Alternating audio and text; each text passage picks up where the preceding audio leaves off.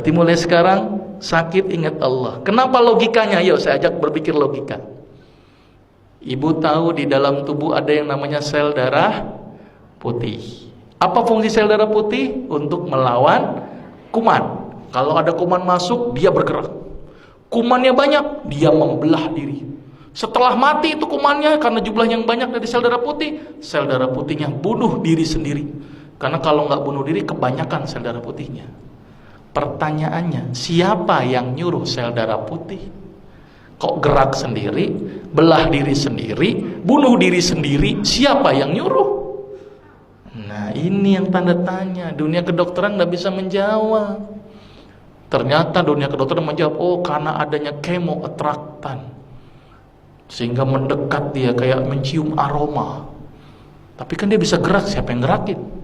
Terus dia membelah diri, dia tahu ini, oh jumlah bakterinya banyak, dia membelah. Setelah bakterinya habis, dia bingung, dia bunuh diri sendiri.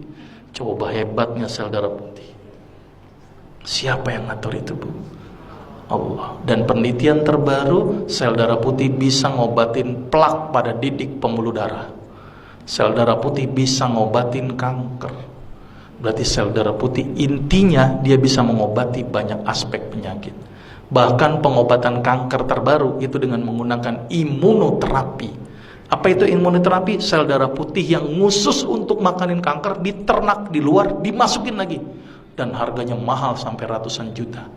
Islam mengajarkan supaya imunnya aktif dengan apa, Ibu? Sholat tahajud, berbekam, minum habatus saudah dan madu. Nah ini yang ngajarin siapa semuanya, Ibu?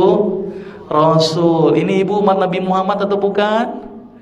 Oke, berarti mulai sekarang rutinkan berbekam sebulan sekali. Rutinkan madu, ganti madu dengan gula, ganti dengan madu. Sirup ganti dengan madu. Karena kita umat Islam konsumsinya harus madu. Tapi umat Islam selalu dibikin stigma, hati-hati madu palsu. Tapi yang namanya sirup palsu nggak pernah hati-hati. Sirup jelas-jelas palsu diminum, coba.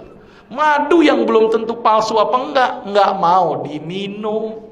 Ini kan aneh umat Islam, ternyata stigma itu yang bikin kita jauh dari madu. Padahal sepalsu-palsu madu lebih bagus daripada gula pasir dan sirup. Karena madu palsu nggak mungkin dibuat dari gula pasir, tekor. Coba tekornya lupa. Satu botol madu butuh berapa kilo gula pasir? Petaninya dibilang, saya kena, ini tambahin gula nggak? Dok, secara teori ekonomi aja nggak masuk buat saya, dok. Orang saya cuma naruh kotak, ngumpul sendiri itu madu. Ngapain saya tambahin gula? Jadi nggak mungkin pakai gula, Bu. Tekor buat petani. Paling mungkin namanya pakai CMC, karboksimetil selulose. Dan itu aman daripada gula pasir dan sirup. Jadi sepalsu-palsu madu lebih bagus daripada gula pasir dan sirup. Saking pengen yakinin masyarakat, sampai ada orang jual madu sampai bawa ember-ember sama sarang-sarangnya. Saking nggak percaya itu. Sudah jelas, Ibu? Mulai sekarang ikuti apa yang Rasul lakukan. Sepakat ya? Sekarang mulai berubah. Kalau sakit ingatnya Allah dulu. Mungkin sebagai introspeksi, saya punya salah apa? Mungkin introspeksi, mungkin saya gara-gara ini. Coba makan saya yang salah. Introspeksi dulu. Terus kemudian perbaiki ibadah, dekatkan diri kepada Allah, bukan sama dokter. Dokter tuh nggak nyembuhin, Bu, cuman media. Obat yang diberikan itu hanya membantu, tapi yang menyembuhkan adalah konseptualnya adalah tubuh kita sendiri melalui Allah. Maka itu kalau sakit ingat Allah ya. Ini paradigma sakit gimana, Ibu? Sakit seorang muslim, bahkan duri yang ngenain sekalipun, Allah akan ngapus dosa-dosa kita. Jadi kalau sakit harusnya bersyukur karena dosanya dihapuskan. Sepakat, Ibu? Berarti kalau Ibu sekarang nerima sakit harusnya bersyukur. Berarti kalau ditambahkan nikmatnya dengan menambahkan sakit gimana, Ibu? Jadi harusnya senang, Bu, nggak apa-apa. Makin berat nggak apa-apa. Ya, karena ingat hidup kita di dunia hanya sementara, ada satu kehidupan yang tidak ada ujungnya yaitu akhirat, maka itu di dunia dijadikan satu kegiatan untuk ngumpulin amal. Jangan banyak berkeluh kesah, apalagi berobat kepada dukun. Aduh, hati-hati. Sekarang ustadz menjadi label untuk sebuah dukun, maka itu hati-hati. Nggak mungkin tulis praktek dukun udah nggak laku, ustadz.